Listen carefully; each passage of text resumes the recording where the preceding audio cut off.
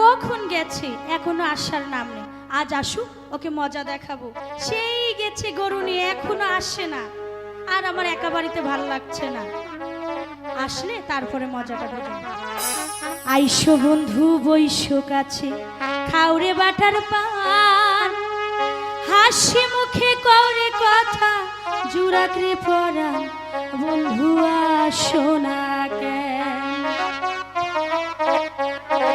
আইসো বন্ধু বৈশো কাছে,